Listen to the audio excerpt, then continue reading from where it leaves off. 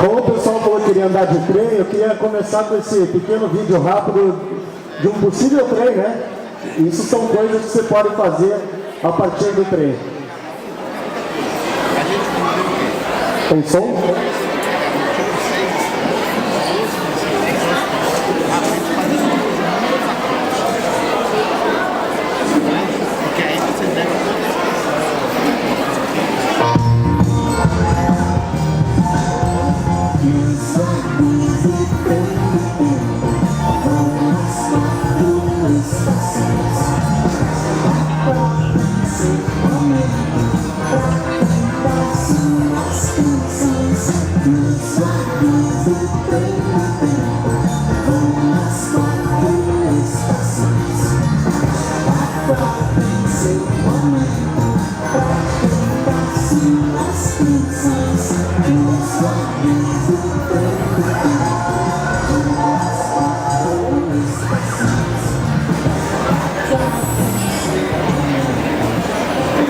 Então, esse é um dos produtos que nós trabalhamos. A gente procura ter nichos de mercado, né, e trabalhar diversos segmentos. Então, você pode criar esse passeio. Vocês sabem qual a distância desse passeio? Alguém tem uma ideia? Não dá 1 quilômetro.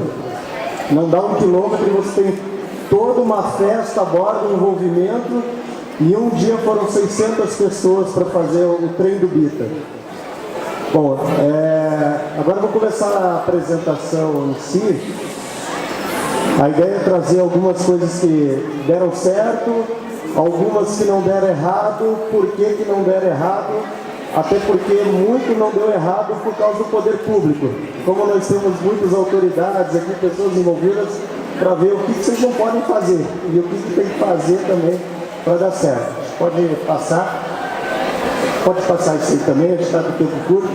Só um pouquinho da história, eu nem vou me aprofundar nela, mas o primeiro trem começou a rodar no Brasil em 1840. E em 1957 a gente teve a Rede Ferroviária Federal e em 96 teve a interdição da rede ferroviária, foram quando aconteceram as privatizações. Em 97 nós começamos a operar no trecho Curitiba-Paranaguá. Então hoje nossa operação completa aí 22 anos.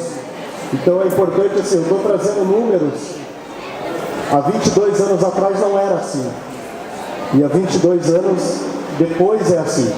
Então, que nem eu vou pontuar lá hoje, por exemplo, a região recebe 190 mil almoços por ano. Há 22 anos atrás não era assim. Então, eu gosto de trazer esse exemplo porque muita gente fala, mas lá não é assim, você já está estruturado. Mas antigamente não era assim. Então a gente tem que pensar lá na frente, mas tem que começar agora, muitas vezes pequenininho, né? Vamos lá. Então a gente pode afirmar muito bem, claramente, que andar de trem no Brasil é preservar o patrimônio.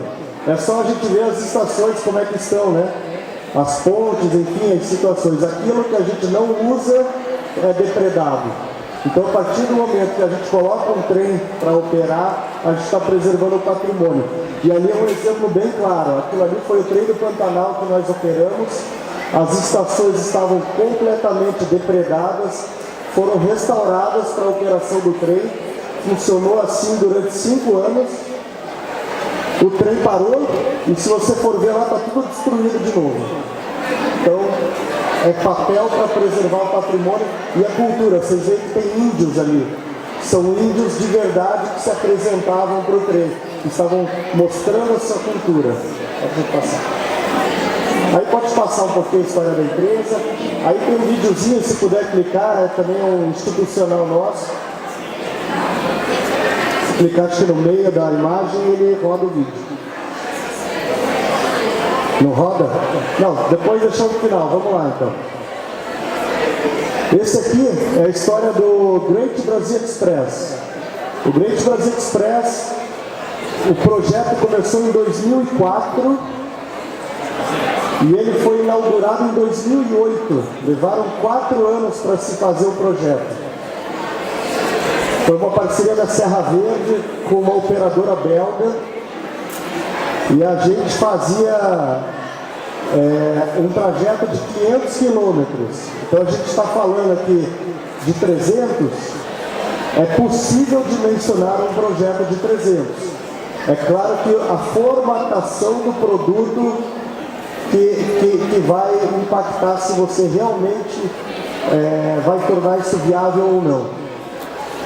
Esse treino durou alguns anos e ele foi descontinuado por situações operacionais de terceiros, porque ele era viável. Na verdade, você tinha um trajeto entre Ponta Grossa e Cascavel, no Paraná. A gente vendia um programa fora do Brasil, de 10 dias de Brasil, aonde custava em torno de R$5.000. Nós tínhamos 4 grupos por ano. Só 4 grupos? Só 4 grupos. Que era viável ter um roteiro de 500 quilômetros. Então, faz parte da análise. Esse roteiro, ele foi, pra vocês terem uma ideia, a Lufthansa, que é das maiores companhias aéreas do mundo, que é a alemã, ela enquadrou como um roteiro para se fazer na vida, to do in lifetime. Eles criaram programas no mundo e o programa da América do Sul para se fazer uma vez na vida era esse programa. Foi citado pelo Wall Street Journal entre os 3 trens mais interessantes do mundo. E como que era? Vocês vão ver ali depois. Nós pegamos os carros, transformamos em luxo. Então eram litorinas que andam sozinhas para no máximo 24 pessoas. E aí a gente atravessava o estado do Paraná nesses 500 quilômetros. Fazia inicialmente Curitiba, Morretes, e depois, a partir de Ponta Grossa, você cruzava e conectava com Foz do Iguaçu. Então, por que deu errado? Por situações operacionais de terceiros, vinculado à operadora de carga, que começou a atrasar muito o trajeto, criou dificuldade para abastecimento. E aí veio um detalhe que veio o poder público. Tinha que se fazer a estação de Cascavel. O que fizeram? A gente falou, faz uma estação pequenininha. Trabalhamos com poucas pessoas. Uma estação pequena, embarque e desembarque, uma coisa prática. Gastaram não sei quantos R$1.000 num projeto faraônico que nunca virou viável, nunca se tornou viável. Então você transportava um cliente de luxo, chegava em Cascavel e desembarcava num terminal de soja. Veja se isso é compatível com o produto. Então foi um dos motivos que nós resolvemos descontinuar. Então muitas vezes é melhor fazer projetos simples, pequenos, baratos, do que criar um mega projeto que vai ser lindo, todo mundo vai bater palma, mas depois não vai funcionar. Vamos lá. Ali dá para ver tem uma foto do trajeto, um pouquinho. Então, no roteiro vendido fora do Brasil, a gente incluía Rio de Janeiro, depois iria para o Paraná e incluía 7 dias de Paraná. Pode passar. Trem do Pantanal. O Trem do Pantanal nós operamos de 2009 a 2014. Era uma parceria da Serra Verde, Governo Federal e Governo do Mato Grosso do Sul. O Governo Federal ajudou a restaurar as estações. O que tivemos de problema? Nós tínhamos um trem programado para lançar em agosto, e aí veio, na época, o presidente Lula e falou que ele ia inaugurar o trem e a inauguração ia ser em maio. O que aconteceu? O trem atrasou, os guias não estavam preparados,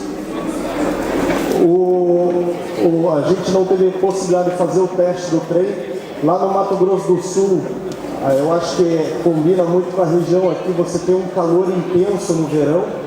Então, dentro do vagão, a gente chegava a medir o vagão no sol parado, chegava a fazer 60 graus dentro. Então, nós colocamos ar-condicionado dentro dos vagões e nós temos um vagão gerador. O que aconteceu? Na viagem inaugural, o gerador não aguentou o ar-condicionado, caiu o ar-condicionado, então todo mundo fez a viagem inaugural nesse calor fresquinho, né? E aí, então assim, o governo, o que ele fez de legal? Foi muito positivo. ele organizou para que vários operadores de outros países e do Brasil viessem conhecer o produto. O que foi negativo? Que foi na viagem inaugural. Então todos saíram achando que o produto era ruim. Um outro problema que prejudicou muito o trem também. As cidades do trajeto era de Campo Grande, a linha Campo Grande a Corumbá. Só que tinha um ponto da via que ela era muito ruim, o cenário era horroroso, porque você tinha a área de exploração do minério. Então o que a gente fez? O trem ele ficou restrito, a gente não contemplou com o trem todas as cidades. Então ele foi de Campo Grande a Miranda, são 200 quilômetros. E o que aconteceu? Corumbá e todos os políticos de Corumbá e a imprensa só falaram mal do trem durante 5 anos. Inclusive o maior jornal da região, que é o Correio do Estado, que eu falo mesmo, porque ele não foi imparcial, toda semana falava mal do trem para a população, porque ele era contra o governador e ele me falou pessoalmente, eu sou contra o governador viabilizou, então nós vamos falar mal do trem. Então, isso ajudou muito a prejudicar o trem. Então, assim, o que tem que ter cuidado? Provavelmente, uma ou outra cidade não venha a ser contemplada diretamente pelo trem. O que isso significa? Talvez o trem não pare, não seja viável parar em uma das cidades. Não quer dizer que ela vai estar fora do projeto. E aí o trabalho que a gente tem que fazer é para que essa cidade que fica de fora não jogue contra, porque ela não vai ficar de fora. Eu tenho um exemplo muito prático, eu vou trazer aqui o nosso trem de Curitiba. Ele faz Curitiba a Morretes, mas nós atuamos e levamos turistas e desenvolvimento até 200 quilômetros no entorno do trem. São 29 pacotes de turismo que contemplam. Então, por exemplo, o trem vai de Curitiba a Morretes. Vocês terem uma ideia, um dos lugares que mais recebe turista do trem é a Ilha do Mel. A Ilha do Mel, para vocês terem uma ideia, nós mesmos acabamos de abrir uma pousada por causa disso. Antonina, que é uma cidade ao lado de Morretes, recebe muitos almoços. O pessoal vai lá para comprar artesanato, fazer passeio de barco. Então, a gente às vezes, é claro que a gente quer trazer o trem que ele pare na nossa cidade, mas talvez não seja viável. Até porque nós estamos falando de um projeto de 14 estações. Temos que lembrar que é um projeto de trem turístico, não é um projeto de trem de transporte. Dificilmente numa única viagem nós vamos ter uma parada em 14 estações. A gente pode criar produtos diferentes porque o trem permite, assim como eu falei, aquele trem do Bita, que ele andava menos de 1 quilômetro, nós mesmo em Curitiba temos um outro programa de jantar que vai até Piraquara. O trem regular não para em Piraquara, mas temos um programa que a pessoa vai de trem, viaja 40 minutos e vai jantar em outra cidade. Então você pode desmembrar e contemplar ao máximo, mas independente dele parar ou não na sua cidade, ele vai trazer desenvolvimento. Bom, o que ajudou a parar também? Mudou o governo. Várias situações que estavam programadas deixaram de ser programadas. A Rumo, que no caso na época era a LL. A LL era concessionária de carga. Começou a cobrar um pedágio muito alto.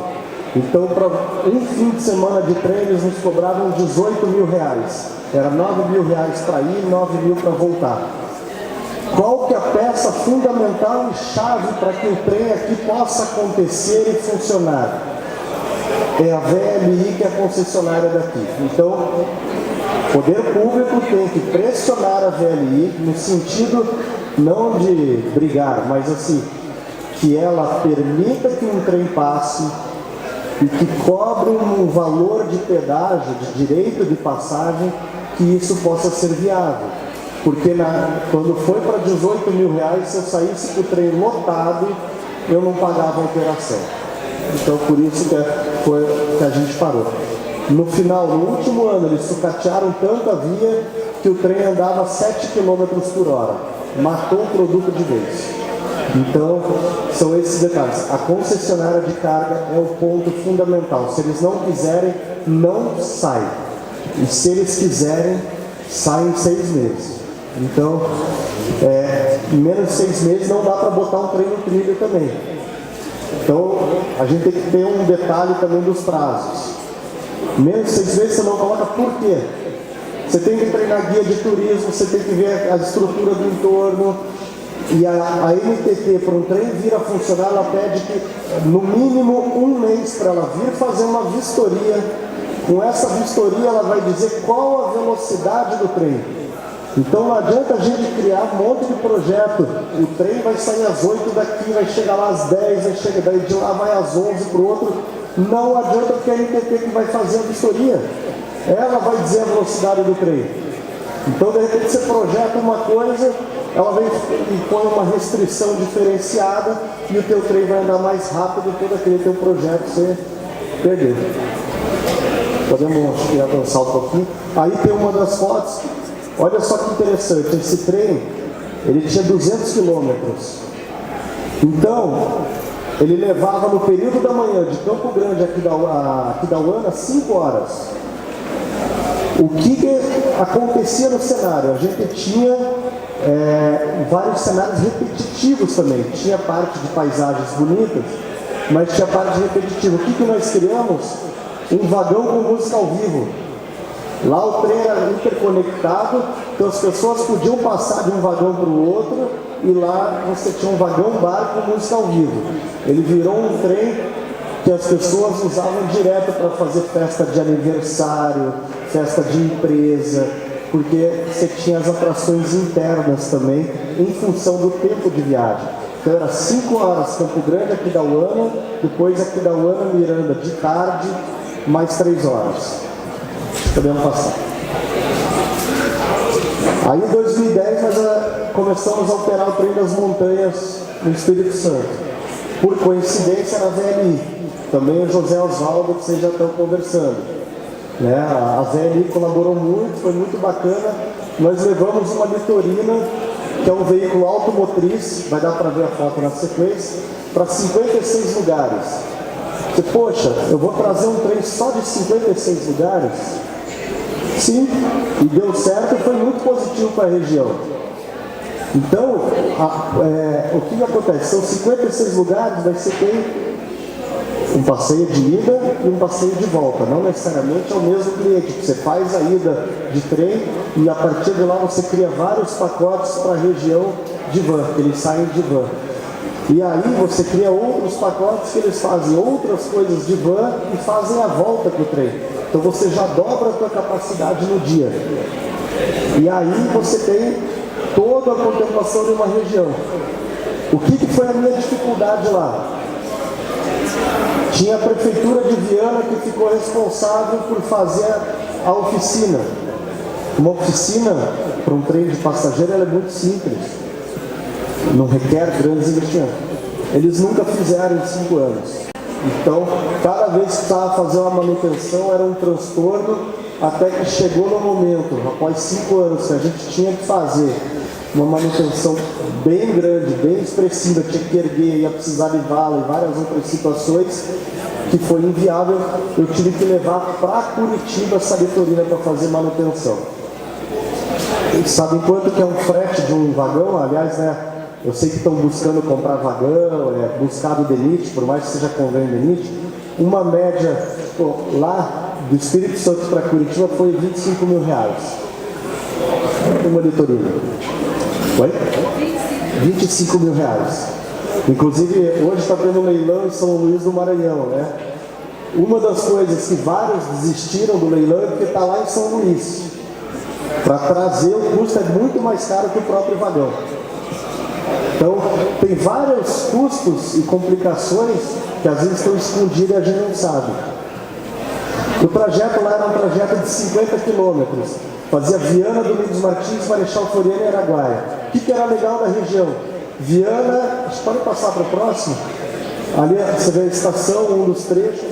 Viana era colônia portuguesa, Domingos Martins, colônia alemã, Marechal Floriano e Araguaia, colônia italiana. Cada prefeitura colocava um casal trajado tipicamente, dançando, recebendo o trem. Cada estação tinha o seu artesanato da região dentro, vendendo artesanato. Então o turista que vinha, que chegava ali no Domingos Martins, ele tinha aquele mini show, aquela mini apresentação típica alemã, que incentivava a comprar artesanato. Questão de rede social, então era foto, vídeo que multiplica a cidade, multiplica, então realmente era muito bacana. Infelizmente no final também, às vezes tem isso, você não... O importante também é tentar amarrar o projeto e deixar o legado. Mudou o prefeito achou que era um custo deixar o casal dançando, tirou o casal dançando. Então, tem situações que, às vezes, o poder público tem isso, vocês têm um período. E é importante tentar deixar a continuidade do projeto para que ele não comece, depois acabe, que não vire aquilo. Aquilo lá era do outro prefeito, eu não quero. Né? Então, infelizmente, existem essas coisas. Né? Deve passar. Aqui o passeio de trem de Curitiba, que esse é o que nós operamos. Então, hoje, no meio do caminho, nós fomos comprando mais vagões, fomos aperfeiçoando. Hoje, cada viagem a gente consegue levar até 1.400 passageiros. E acreditem, a gente leva. Existem várias datas onde não tem lugar. Quem deixa para comprar em cima da hora não consegue embarcar. Até 2017 nós operávamos diariamente. Mudou-se uma questão com a Rumo e com a NTT, nós estamos brigando na justiça, cortaram parte do nosso calendário. Hoje nós estamos com 250 dias no ano operando. Então, até, nossa, deixei no carro, trouxe o material, depois eu posso trazer, tem o calendário. Então nós temos lá, de dezembro a fevereiro é diário, em julho, na segunda quinzena é diário, esses seriam os períodos de alta temporada. Outubro e novembro, que seria uma média temporada de quinta a domingo, e na baixa temporada, os demais meses, seria de sexta a domingo. O que nós pagamos hoje? R$115 mil por mês ao governo federal e mais a Rumo também. Pode passar. Aqui vem um pouco do que eu falei das classes. Então a gente diversificou. Então hoje o trem, nós temos o trem para todos os bolsos e gostos. Nós temos 3 carros de luxo, aonde quando ele opera engatado junto ao trem, ele tem uma tarifa de R$265, é um trecho. Nós servimos espumante, tem 2 guias a bordo, guias bilíngue ou até de mais idiomas. Tem um café da manhã completo que é servido. Quando ele sai às 9h30, que ele sai sozinho, ele tem o preço de R$360 por pessoa. É caro, se você for ver tudo que está incluído, não. O Lota é um dos primeiros a lotar, são os trens de luxo. Pode passar. Aqui são outros tipos de vagões que nós criamos. O carro imperial, que ele foi estilizado, inspirado nos antigos carros do Império. O vagão camarote, que são cabines. E o novo que a gente lançou é o carro do Barão do Cerro Azul, que tem uma história importante lá no Paraná. Ele, além de ser panorâmico, ele tem uma varanda de 3 metros. Então ele é sempre o último vagão e as pessoas podem viajar na varanda, então contemplar bem a natureza e tudo mais. Esse, ali colocaram o preço do pacote completo, na verdade é só a passagem... Ah não, tá certo, é a passagem, R$235 por pessoa. Pode passar. Ali nós temos a classe turística, que é o que mais vende, que é a maior quantidade de lugares, custa R$125 por pessoa, e a classe econômica de R$21. Então nós temos 80 lugares por saída da classe econômica. Então, como eu falei, para todos os gostos e bolsos. A gente pode passar? Não sei se vai funcionar esse vídeo aí, senão podemos pular. Bom, então aí pulou. Aí é um vídeo, mas deixa eu só explicar. Esse é o Expresso Classic. Nós criamos um programa de jantar a bordo. Nós fizemos um vagão cozinha e também é um trajeto de mais ou menos 1,5 km. E aí nós vamos até o Jardim Botânico de Curitiba e voltamos até a estação. Ela fica inteira decorada estilo anos 30. Colocamos banda, música ao vivo. E o jantar acontece dentro dos carros de luxo. Nós temos também, pode pular aí que não está o vídeo, passeios temáticos. Nós criamos um beer train. O pessoal desce de trem bebendo cerveja artesanal. Tem todo um programa de harmonização. Nós temos o wine train. Estava até mostrando antes ali, a gente viu que muita gente ia de moto, criamos no vagão bagageiro, adaptamos para moto, então hoje veio principalmente de São Paulo, o pessoal desce de moto, chega lá, embarca a moto no trem, desce de trem, baixa a moto e aí pode explorar a região de moto ou retornar, então a gente vai criando outros públicos. Aqui tem a ver, tem poucos aqui, mas aquilo que eu falei do entorno. Então veja só, alguns dos pacotes. Vila Velha, não sei se vocês já ouviram falar de Vila Velha no Paraná. É uma área de arenidos rochosos, está a 100 km de Curitiba, não tem trem, não tem nada a ver com o trem. Nós vendemos Vila Velha. Nós levamos pessoas para almoçar lá. Levamos pessoas para consumir lá. Lapa. A Lapa também é uma região histórica da cidade do estado do Paraná. Também está a 100 e poucos quilômetros de Curitiba. Tem trem? Não tem trem. Levamos turistas para lá, que chegam a dormir lá, inclusive. Aí tem outros passeios por Curitiba. A Ilha do Mel que eu falei. A Ilha do Mel está a 1h30 de Morretes, que é o ponto final. A pessoa tem que ir 1h30, depois pegar um barco e ir para a ilha. É um dos destinos que o cliente que desce de trem mais aprecia. Ele desce de trem e depois vai para a Ilha do Mel. Então o que é importante a gente ver isso, como eu comentei anteriormente?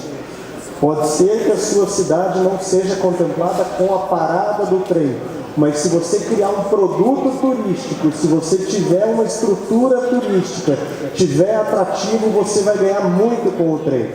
Porque as pessoas vão descer numa estação, vão entrar numa van, num carro, numa charrete e vão para lá. Nós temos o caso lá de São João del Rei a Tiradentes, que é outro trem, que as pessoas chegam em Tiradentes, entram numa charrete, toda estilizada, como se fosse antiga, como antigamente, e vão passear de charrete. Então tudo é questão de desenvolver um produto turístico. Pode passar. Algumas das ações, que tudo isso a gente desenvolveu ao longo desses 22 anos, não é porque a gente é bom, porque a gente é inteligente, porque nós implantamos pesquisa de bordo. E aí o cliente dizia o que ele queria conhecer, o que está legal, o que não está legal. Algumas ações agora que você ganha com o trem, ações em feiras e roadshows no mundo inteiro. Nós levamos o destino a mais de 15 feiras no Brasil e eventos, e mais de 6 internacionais por ano. Então, é o que eu falo, não desmerecendo Morretes, que é uma cidade muito bonita e que tem muitos atrativos, mas alguém daqui já tinha ouvido falar de Morretes ou pensou algum dia, quero ir para Morretes? Então, mas você desceu de trem, é isso que eu estou dizendo, as pessoas vão para lá por causa do trem. A cidade é linda, maravilhosa, mas vão lá por causa do trem. Então o trem, ele é um indutor. Você pode ter boas cidades aqui com grandes atrativos. Vamos dizer que Vianópolis tem várias belezas. Mas você acha que alguém do sul, poxa, eu sonho em ir para Vianópolis? Não, eu quero ir um dia. Ela vai pensar muito mais, ou vai facilitar. Não estou falando mal da cidade, eu estou dizendo pela promoção turística, se você tiver um trem. Na nossa pesquisa, do público internacional, 90% só foi a Curitiba por causa do trem. 90%. E do público nacional, mais de 60% de quem estava no trem só foi a Curitiba por causa do trem. E isso a gente está falando de uma cidade grande, que tem vários motivos das pessoas irem para lá. Natal na Serra, há 18 anos a gente leva 400 crianças carentes todo ano para passear de trem no Natal com Papai Noel, com brinquedo, com almoço, com camiseta, tudo gratuito. Então o trem ele acaba tendo esse cunho social. A gente sabe que muitas vezes vão ter pessoas que não vão ter condição de pagar para viajar de trem. mas nós damos a contrapartida, então a gente leva eles, principalmente os menores de idade, a menor idade, com o Papai Noel. Então tem uma segunda cultura que a gente leva, tem uma biblioteca no vagão, leva as crianças para ter aula de literatura, aula de contação de história, plotagem de vagão que nós executamos. Acho que, deixa eu ver o que mais que dá para... A gente faz parceria com restaurantes e hotéis, então muita coisa já está incluída ou algumas outras a gente indica. Nós temos um plano de gestão ambiental, então toda a lavagem do trem é feita com água da chuva. Tudo que é produzido pelo trem, pelo escritório, é reciclado. Sistema de emissão automática de bilhete, parceria com os fins culturais, teatro, como por exemplo o trem do Bita que vocês viram. Pode passar. Não tem internet no trem. A gente quer que as pessoas apreciem a paisagem, conversem, elas se conhecem, mas é muito mais também pela questão da região de serra, né? Então o celular não pega também. Aqui são algumas ações que, assim, o trem você tem que inventar moda, não adianta você querer viver só de passagem. Então a gente faz exposição de carro, outras exposições nas estações. Aquele vagão do meio, a gente criou um vagão que as pessoas foram descendo e fazendo spinning. Isso foi um evento pontual. Pode passar. Nós temos um portal, ele está em reformulação, mas no Facebook vocês podem acompanhar, chamado Amantes da Ferrovia. Nós divulgamos todos os trens do Brasil. E aí tem muitos fanáticos por trem que ficam buscando regiões onde tem trem.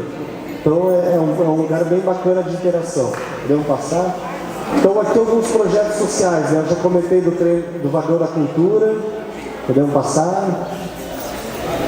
Aí nós temos o trem da melhor idade, porque normalmente as pessoas só pensam em criança carente, mas existem idosos carentes. Então todo mês a gente leva 100 idosos gratuitamente para passear de trem. Então, nós angariamos empresas parceiras para ajudar no custeio de almoço, do transporte de volta, enfim, toda a situação, mas a gente está levando os idosos aí também para passear de trem. Pode passar? Aí o das crianças também, nós levamos 100 crianças por mês gratuitamente também, o ano inteiro, com exceção de janeiro e julho, dezembro, janeiro e julho, na verdade. Pode passar. Aí o trem de Natal que eu comentei, que as crianças ganham brinquedo, vai Papai Noel. Então o trem ele acaba tendo essa função social também de integração, muitas vezes daqueles que não têm a possibilidade de fazer um passeio legal, de estar interagindo com várias situações. Você tendo um trem turístico, você pode oportunizar esse tipo de situação. Visitação de escolas, então a gente usa como ensino também, então elas visitam, a gente ensina a parte do turismo, a parte técnica, então acaba sendo um reforço da prática, aquilo que eles acompanham muitas vezes na teoria. Pode passar. Ali que eu comentei da água para lavagem, que é toda da chuva, os produtos de limpeza são tudo biodegradável, e a reciclagem de resíduos. Nós temos 190 mil passageiros no ano. Todo passageiro, tirando os de luxo, que daí é diferenciado, recebe uma latinha de refrigerante ou de água. Então imagine se isso fosse para o lixo, né? Se isso fosse para o lixo.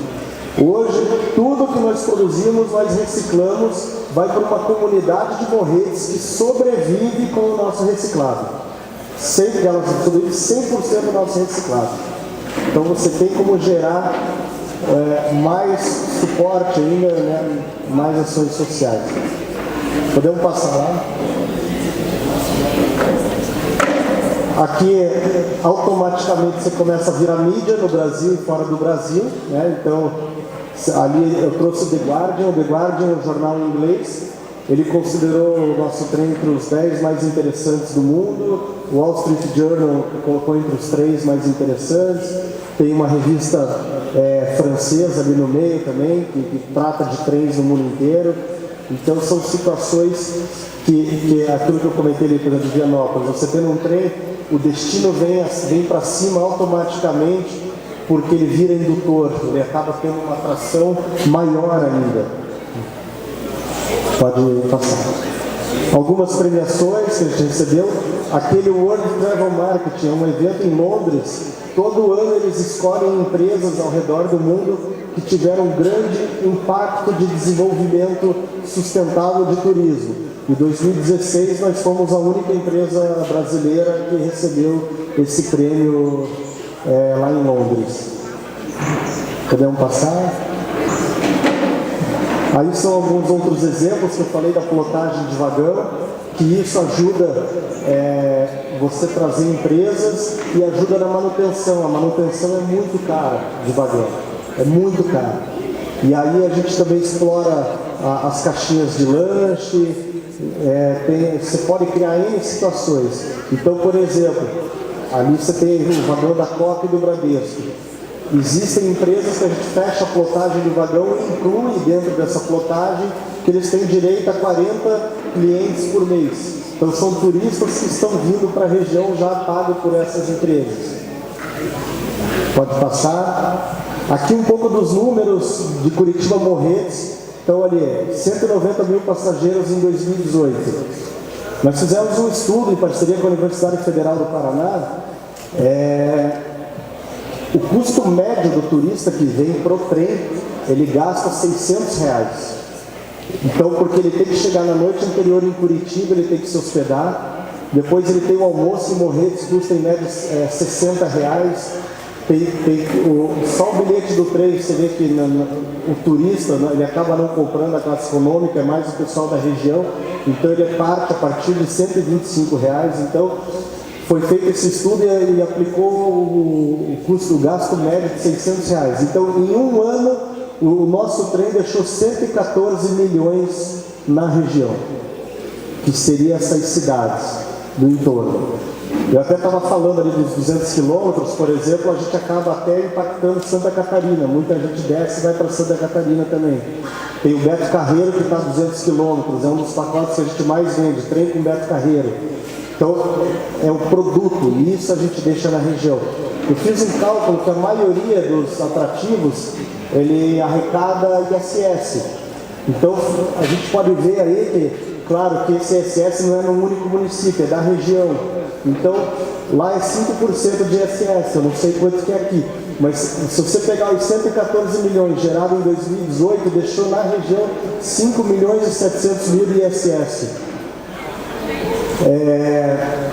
O que nós, Serra Verde, investimos em promoção turística, levando a região R$600 mil por ano, é um investimento só da empresa em material, em feira, em viagem, em ações, levando influenciador, levando jornalista, enfim. Isso é um investimento da empresa que acaba sendo até um retorno para a região. Aí o que eu pontuei da manutenção, que é importante saber, não basta criar o trem, você tem uma manutenção muito grande. R$270 mil em manutenção que a gente gasta. E isso que a gente não faz manutenção da via, quem faz a manutenção da via é a Rumo. Então vejam que é caro manter um trem. Por isso que a NTT, uma das coisas que ela exige hoje para se implantar um trem é o estudo de viabilidade econômica. Porque o que aconteceu muito no passado? Vários projetos de trem, de várias prefeituras, iam lá, implantavam, o trem funcionava um ano e parava de funcionar por falta de viabilidade. E aí gastou-se dinheiro da União, dinheiro do Estado, dinheiro da prefeitura, e isso ficava mal depois para a NTT que deu a outorga para circular.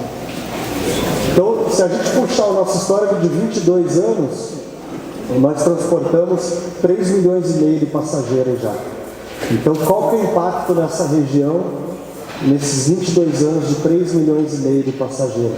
É aquilo que eu falei, um trem vai começar, né, vocês estão com um projeto, vamos pensar que começa ano que vem ou daqui 2 anos.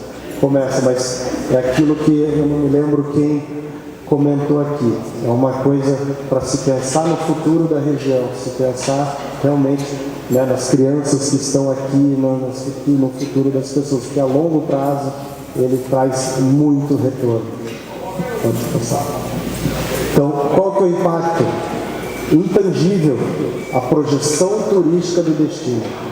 Você não tem como mensurar isso. Você vai ser matéria na Globo, no SBT, na Record, desde o lançamento até os diversos produtos que você crie dentro do seu trem. Você vai estar sempre na mídia. Se você tiver uma assessoria de imprensa boa, seu destino vai aparecer no Brasil e fora do Brasil. Então, isso é intangível. Qual que é o preço disso, né? Benefícios diretos: hospedagem, gastronomia, transporte, souvenir, guia de turismo. Nós empregamos hoje 80 guias de turismo, somente com o nosso trem. Farmácia, né? Porque a pessoa veio aqui e esqueceu de comprar um protetor solar. Vai na farmácia comprar um protetor solar. Ah, tem mosquito, vai comprar um repelente. Então, aí vem as diversas outras conveniências, comprar uma água, os impactos sociais, ambientais.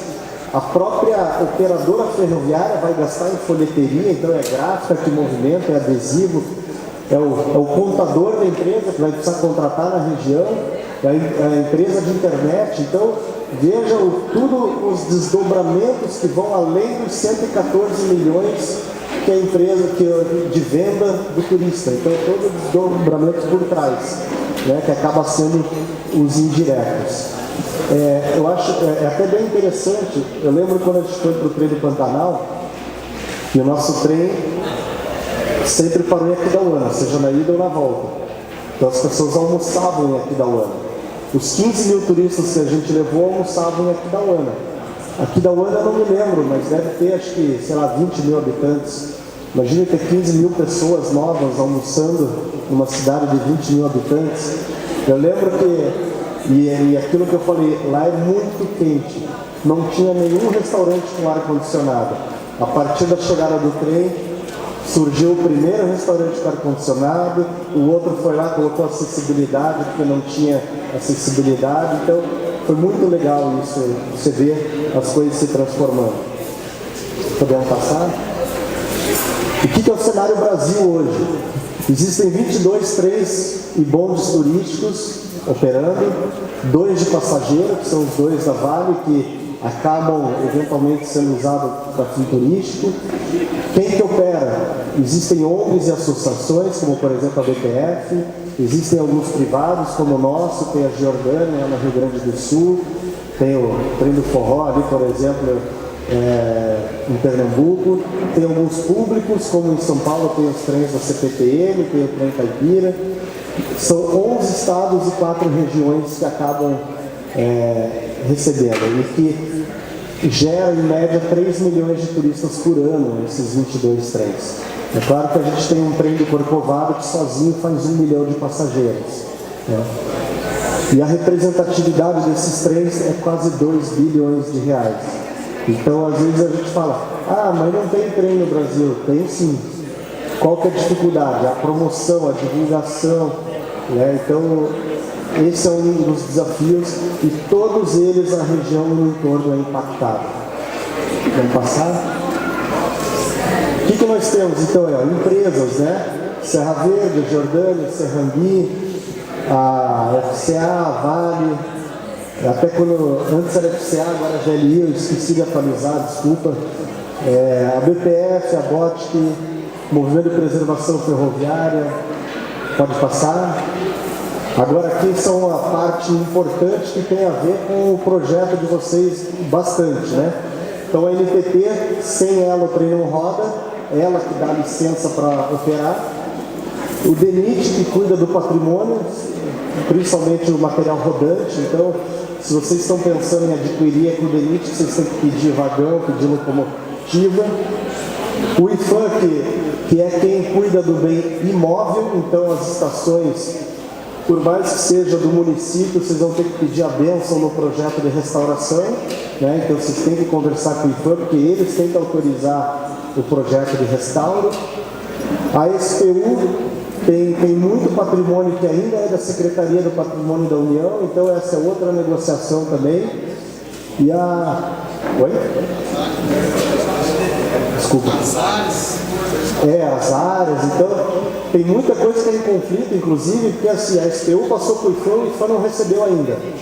E o DENIT também. Então, tem um imbróglio, e daí muitas vezes a população cobra, o trem está demorando muito para sair, porque eles não estão fazendo nada. Não é isso, gente, é porque é difícil mesmo, né? Às vezes o problema é entre os órgãos ali, um passa para o outro não recebeu, um deixa, o outro não deixa. A gente viveu no passado, para vocês terem uma ideia, mas a gente conseguiu corrigir isso, mas a NTT veio uma época que exigiu que um número X de vagões tinha que ter acessibilidade. E o IFAM falou, você não pode mexer no vagão. E daí o que eu faço?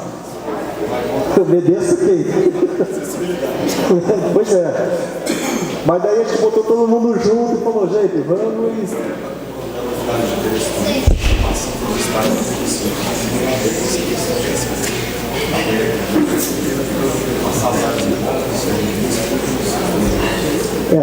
para o município é mais fácil conseguir um convênio e receber isso. É difícil uma empresa, uma associação, mas para o município é mais fácil.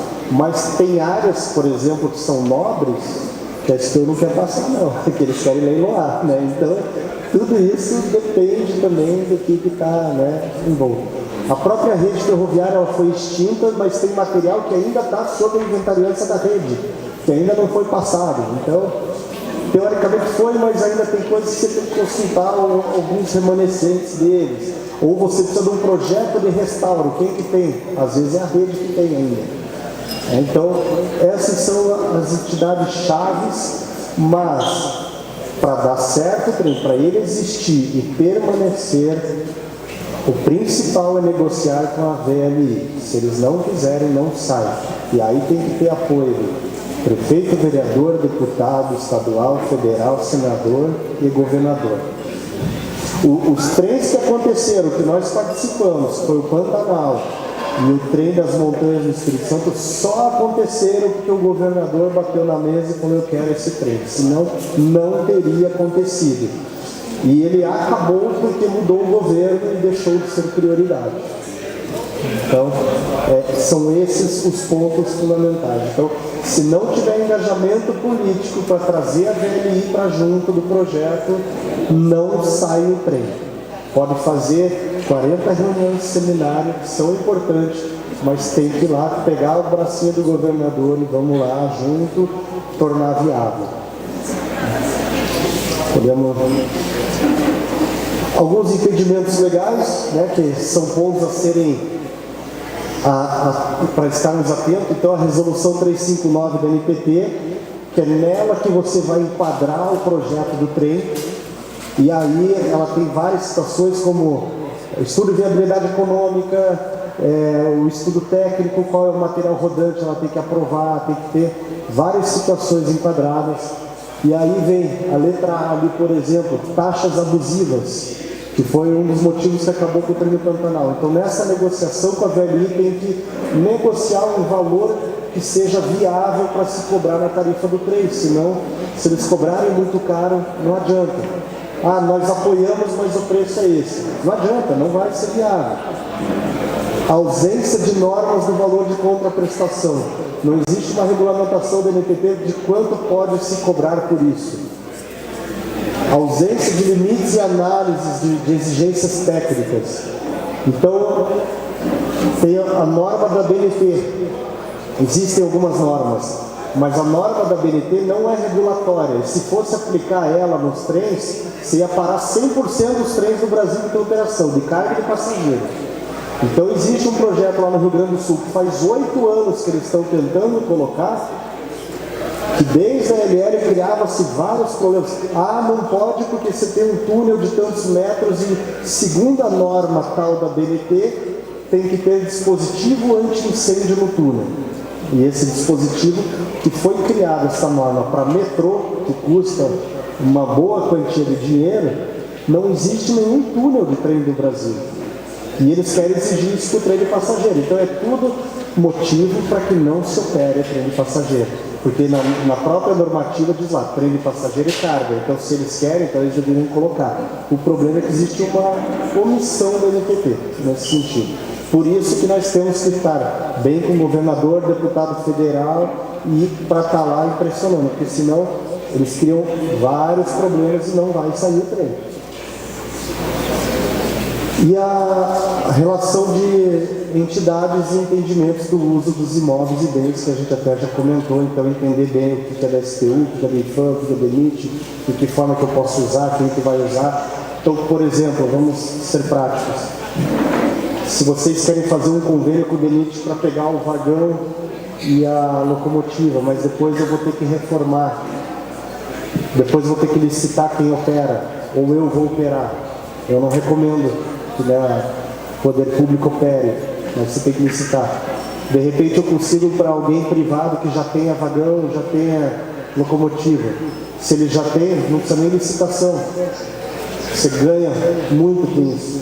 Né? Então, são esses detalhes que são importantes pensar e ver. Então, algumas dificuldades daí que é o que depois precisa do Estado, do Poder Público, é ajudar na divulgação, ação de mercado, parte de mídia. Ali a outra dificuldade, né, que existe na implantação do trem é aquilo, material rodante, imóveis, a capacidade turística. Então, você tem que desenvolver o produto turístico da região, não é só colocar o trem para rodar aqui que vai dar certo.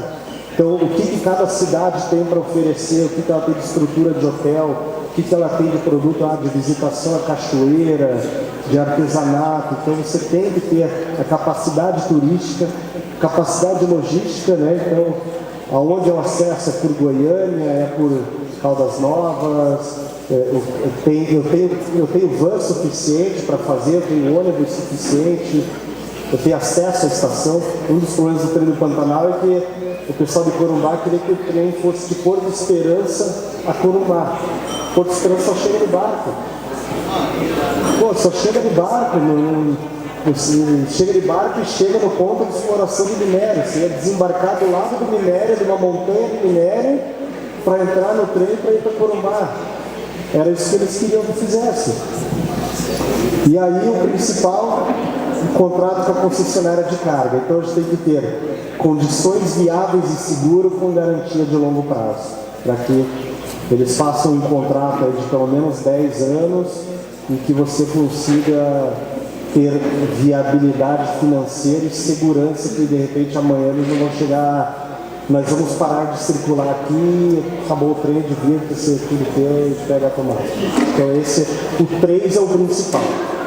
Sem o 3, a gente não esqueça o resto. Você pode reformar a estação, conseguir vagão, conseguir locomotiva, pode conseguir tudo, mas sem o 3 você não bota para rodar.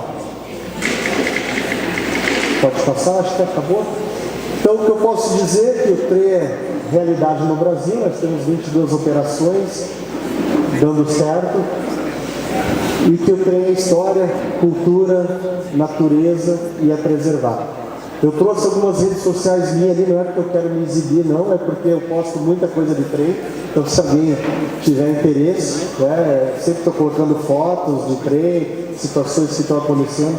O SlideShare, que é o último, são algumas apresentações que a gente fez de alguns trens e outras situações, fica lá naquele SlideShare. Essa apresentação está aqui no computador, se vocês quiserem podem ficar, tá? Eu não tenho nenhum problema, tem os vídeos ali. Não sei se temos tempo, se vocês querem fazer pergunta agora, eu tenho mais 15 minutinhos para ir para depois.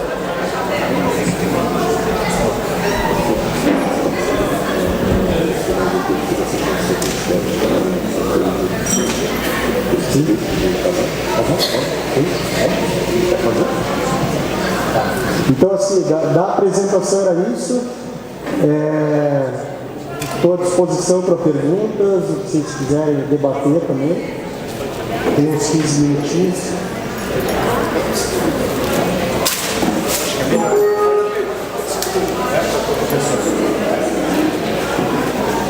Boa tarde, eu da carreira também ruim. Mas olha só, quando você fala em projeto técnico e de viabilidade técnica e econômica, só me esclarece uma coisa. Há necessidade de ter um projeto operacional para você criar os projetos de viabilidade, que é a estrutura, o vagão, o material rodante. Isso precisa, para fazer viabilidade técnica, é necessário que você tenha esses dados para que você possa concluir o valor de retorno, investimento. É isso? Então, em parte sim. Porque, por exemplo, no projeto de viabilidade econômica, você vai ter que ter que carro eu vou usar. Por exemplo, isso. O que não entra no estudo prévio é assim, quais estações e quais os horários. Isso porque a NTT vai dizer depois. É claro que você tem que ter já qual o potencial turístico e qual isso. Daí a demanda você vai fazer com base no potencial da região. Então você vai pegar Brasília, qual que é a população, Goiânia, qual que é a população, qual que é a região. Então esses números que vão te dar uma potencial demanda, e além de outras regiões. E aí qual o custo? Por exemplo, eu vou conseguir os vagões do DENIT. Quanto que eu vou gastar para restaurar? Então isso entra no projeto de viabilidade. Então, claro que isso depende do que você vai fazer e quanto e quem faz, que a gente sabe, às vezes o poder público o custo é mais alto do que uma empresa privada, né? Não estou dizendo, né? A gente sabe, não é segredo para ninguém, por N fatores, mas, por exemplo, eu restaurando lá em Curitiba, eu gasto em média 240, 250 mil reais por vagão. Depende do estado do vagão também. Se você precisar trocar a roda, só uma roda de vagão é R$ 3.600. Isso é um projeto nacional que vocês cheguem ao projeto de viabilidade. Exatamente, você tem que saber qual veículo você vai usar, da onde você vai conseguir e quanto vai gastar.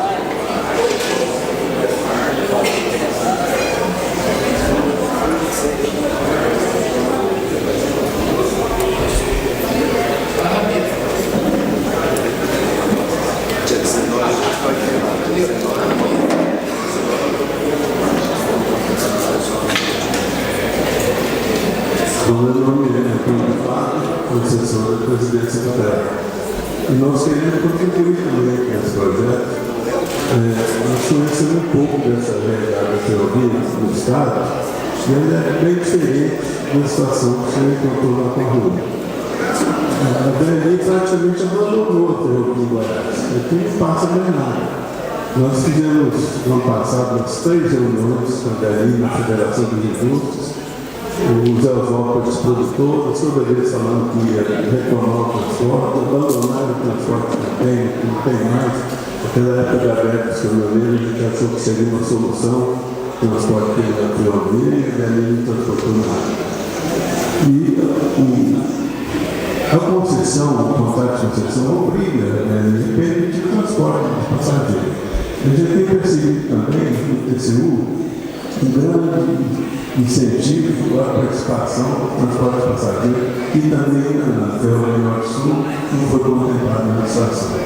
Então a gente tem percebido isso, nós queremos contribuir, nós conversamos no Estado, com a Secretaria de Desenvolvimento, o pessoal lá do CAP da APL, a gente acha que a APL também seria uma grande contribuição nesse projeto incentivar a APL na região da ferrovia. E são muitos programas diferentes, todos possam contribuir dentro desse serviço público. Então, nós entendemos que tem que profissionalizar mais um pouco esse projeto. A gente quer promover um evento lá na prévia, a gente vai oferecer isso, promover um evento prévio, trazer o PT, trazer os políticos, trazer o pessoal do Estado, da política, das APRs também, e trazer muita experiência para discutir e ver se a gente deslancha esse projeto, porque tudo vai dar certo. E só uma pergunta: a questão operacional, quem opera a ferrovia? É o concessionário ou é o dono do serviço do cliente? Bom, quem opera quem é dono do trecho é a concessionária de carga. Então, até respondendo a tua pergunta e a tua colocação inicial, a lei diz, está lá na resolução, que toda concessionária de carga é obrigada a deixar um par de trem de passageiros passar por dia. Entretanto, para você colocar um trem, é obrigatório você fazer um contrato com a concessionária de carga. E aí que é o problema. Então, tem trechos que a própria concessionária de carga cobra uma fortuna para fazer um estudo para ver se teu trem pode passar lá. Então, uma das nossas brigas lá em Brasília, inclusive, é que coloca-se a teoria assim, aonde passa a carga, passa, aí você derruba essa situação que eles cobram para fazer um teste. Me passaram que aqui tem 2 trens por dia. Se estiver passando 2 trens por dia, o problema é se zerar. Se zerar, daí podem viabilizar.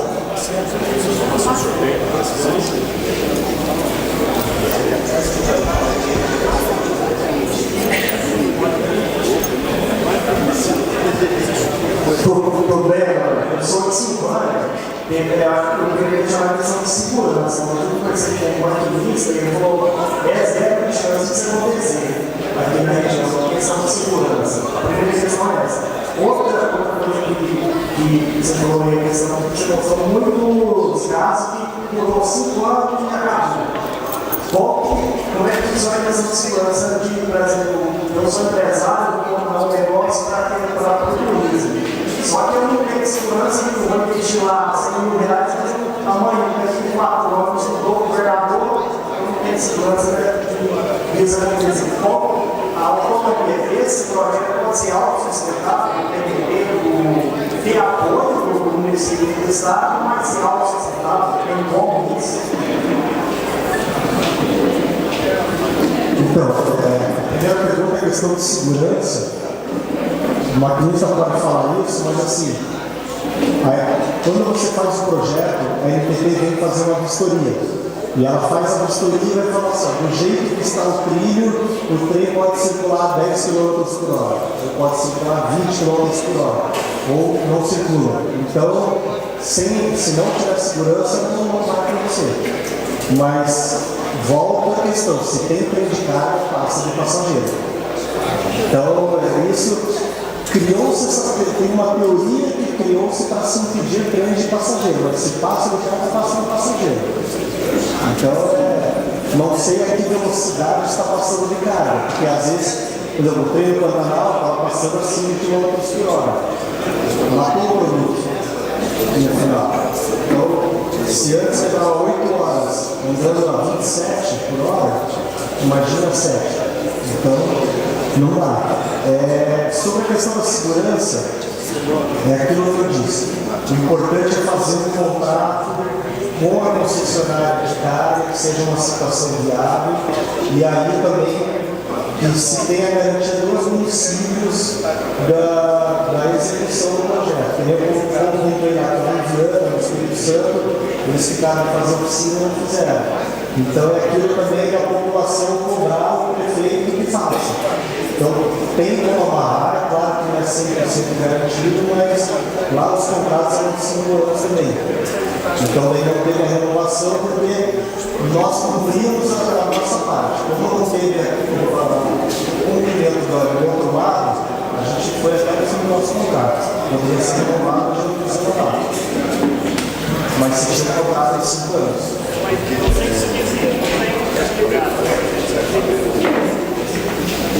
Então, tem que ver o que tem que se fazer, né? Mas muita coisa tem que vir a contrapartida, com certeza, do governo. E que ganha obra dos empreendedores tudo que é gerado no governo, os turistas, o próprio imposto, isso volta, com certeza.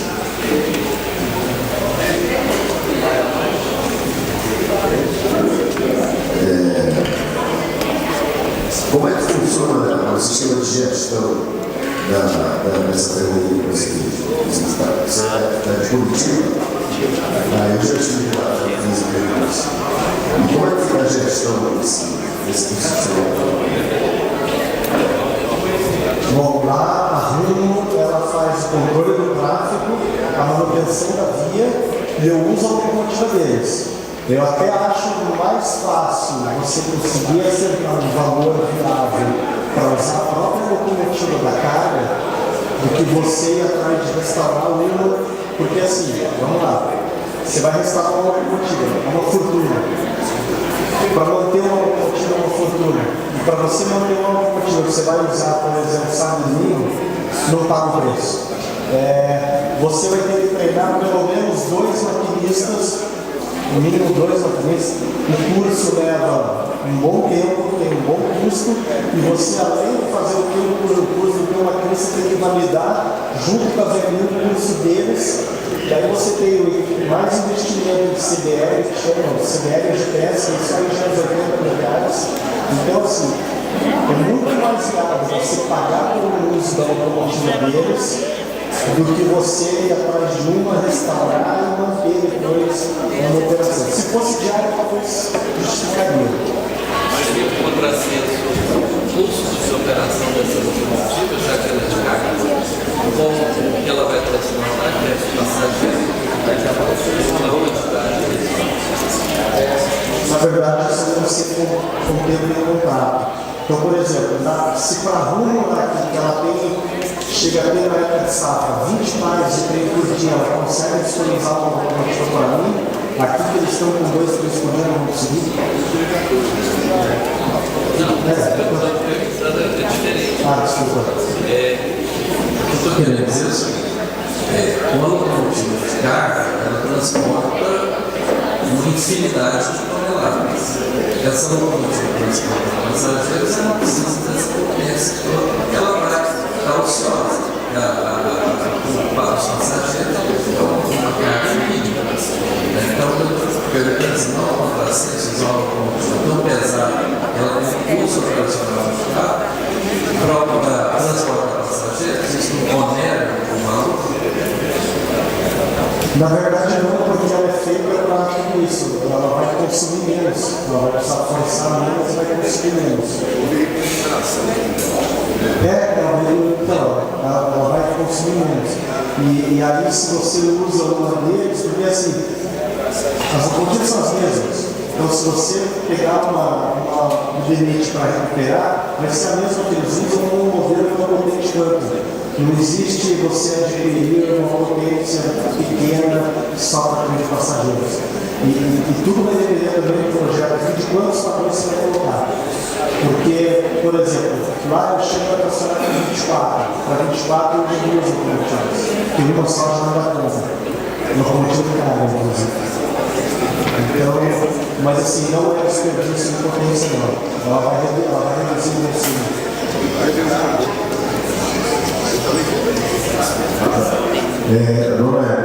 Até que eu convido, a gente tem a obrigação de apoiar esse projeto, a gente entrou agora, e nós estamos praticando algumas questões. Eu tenho que explicar para você, pessoal, existe um consórcio, existem os municípios muito boa vontade integrados. Agora essa camisa, o governo do CAI, nós temos passando do projeto. Então, politicamente, já falei com ele, a solução que for necessária, e a gente está disposto a fazer o que tiver nossa alcance também. Que chega de ser dado, no cenário que você viu no estado do Goiás, o que você deixa nessa, você dá para a gente aqui do ponto de vista da PPE, não sei se você conhece aqui os elementos, mas para a gente caminhar o mais eficiente possível, né? A gente vai passar mais realidade. Bom, eu acho que o passo número 1, e ele vai servir independente do trem ou não, é um estudo do potencial turístico da região. Esse é o passo número 1, independente do trem. Porque aí, vamos avançar. Fiz o estudo, vamos para o passo 2. Eu vou precisar disso para botar o trem, tem exigência do NTT. Então, se eu não fizer, não sai o trem. Eu vou precisar disso se eu quiser trazer um operador privado, ele vai querer saber o potencial da região. Então, acho que o passo número 1 é esse. Em paralelo, talvez para o final do estudo, já começar a realmente envolver o governador de forma bem forte, para que ele engaje e participe dessa reunião junto com a VMI de forma a viabilizar o projeto. Então, eu acho que é isso. E aí você teve a etapa 2 e aí você vai para a etapa 3, que é realmente a execução. Mas eu acho que...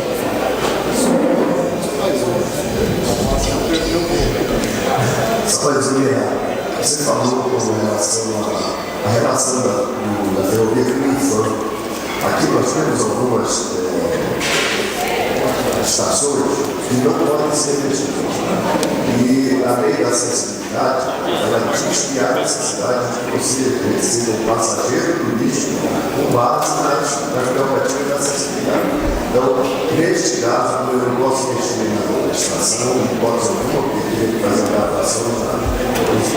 Então, seria criar alguma outra estrutura que essa acessibilidade que, se ela sobrasse com a existente antiga.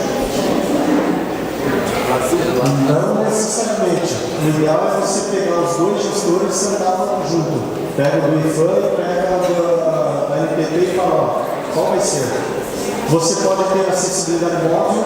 Eu tenho acessibilidade, eu fiz a porta lateral, eu tenho uma rampa móvel, que eu gasto ele, o cadeirante entra e você vai guardar a rampa. Então, você pode ter essa situação móvel, né? O que tem que ver é que às vezes não é só acessar a estação, às vezes você tem acesso à banheira da estação. Tem outros detalhes que aí tem que conversar com ele, principalmente com o fã. Tem que chegar no fundo e falar, o que você me sugere? Todas as estações que são mencionadas, elas foram entregues com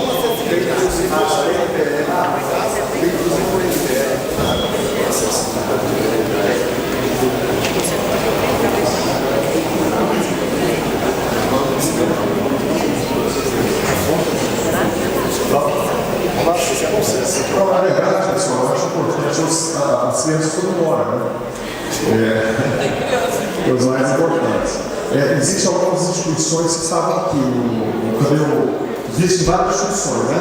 Então, o que a gente combinei com ele agora? Eu vou disponibilizar 3 ou 4 diárias, a gente não tem passagem aérea agora expedida, mas 3 ou 4 diárias em Curitiba, para 3 ou 4 pessoas, de preferência as famílias que os estudantes estão aqui, e o Adonai vai presentear um passeio de graça lá também, com todo o requinte, e no momento certo vocês solicitem, né? Uma coisinha simbólica, mas para a gente começar a deixar as coisas esfriarem, né? E ele pede para sortear depois de 19 para as pessoas que estão aqui com suas famílias e nos avisem a data, tá bom? Bom, eu já dispenso também, Isi, cadê o prefeito que é o anfitrião? Vem cá despedir do seu povo aqui. Gente, em nome do Estado, eu agradeço, particularmente, estou muito feliz. Eu espero contar muito com você. Eu brinquei com eles os bastidores e pode operar aqui em Goiás, que o trem já é seu. Eu quero ver a coisa acontecer, né? E vamos junto, prefeito, secretários, empresários, pessoal do Instituto Federal, da Cultura, vamos junto transformar essa realidade. O Estado de Goiás está de portas abertas para vocês aí, tá bom? Então, Fabrício, Adonai, e com a permissão do Zé Faleiro, que é o presidente do consórcio, nós encerramos os trabalhos, agradecendo a presença de todos e a valorosa participação daqueles que certamente abrilhantaram o evento, e convido para que nós saboreemos aí o almoço. Está encerrado a solenidade, o seminário. Tudo bem. Então, antes de nos dirigirmos aí para a mesa do almoço, o Zé Faleiro vai fazer um comunicado definitivamente final. Desculpa quebrar o protocolo seu índice, mas eu não podia deixar de agradecer a todos que vieram participar conosco aqui, agradecer o ICI por essa receptividade maravilhosa aqui, ao Fabrício, a equipe, e ao Adonai pela brilhante palestra, né, as informações que ele trouxe para nós aqui. Muitas dúvidas foram sanadas, isso deu mais consistência ao nosso projeto, tá? E até, Adonai, eu quero te fazer um convite, você vir para Goiás, ficar uma semana conosco aqui, para você conhecer nosso trajeto de ponta a ponta. Já combinou? Ótimo, então nós vamos ter que o Adonai contribuindo mais ainda por uma semana, na salva de palmas para ele, por ter aceitado, né? Muito obrigado, Adonai. Professor Roberto, ele está... Eu sentei lá com o pessoal do Instituto Federal, eles têm me ajudado bastante, têm mostrado a disposição de me ajudar. No dia 19, agora, dia 19, o dia inteiro, eu quero convidar todos vocês, principalmente os prefeitos, secretários, para participar conosco de uma roda de conversa lá no Instituto Federal Goiano. próximo ali ao Goiás, desculpa, é Goiânia, Goiás, Instituto Federal de Goiás, né, dia 19, a partir das 8 horas da manhã, né, lá no Instituto mesmo. Será muito interessante, vamos discutir sobre esse projeto turístico, sobre outros projetos que podem surgir, outras parcerias com o Instituto, inclusive com outros municípios também. É de extrema importância a participação de vocês. Vamos falar mais sobre isso aí. Nós temos um grupo, né, aqui do WhatsApp, vamos falar mais sobre essa roda de conversa lá. Tá bom? Então, muito obrigado a todos vocês. Eu vou voltar a palavra para o Cid, que é ele que vai nos convidar aqui para alguma coisa boa. Então, mais uma vez, muito obrigado a servir o almoço. Eu convido todos a se dirigirem aí para saborear as iguarias feitas aí pela minha querida amiga Meire. Está encerrado o evento.